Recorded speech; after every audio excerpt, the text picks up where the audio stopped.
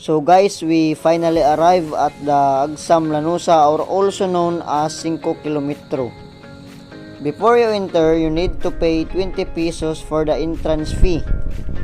So here in Agsam Lanusa, or 5 Kilometro, is the best spot for to relax or to take pictures with family, friends, or girlfriend, your loved ones.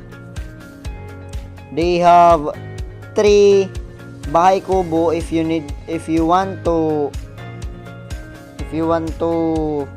take overnight, and they allowed overnight in here.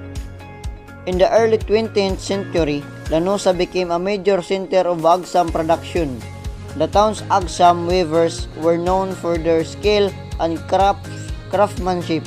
Agsam products from Lanusa were exported all over the Philippines and even to neighboring countries. The use of Agsam in Lanusa is not only a source of livelihood for many local artisans and entrepreneurs, but it is also a way to preserve the town's rich cultural heritage. Agsam is an integral part of the Mananwa people's identity.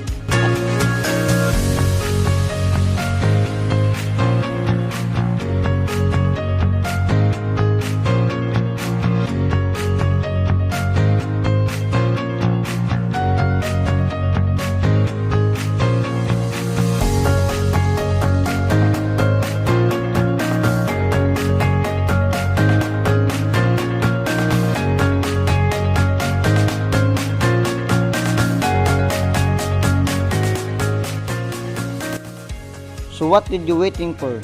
Come and visit Agsam Lanusa here in Surigao del Sur.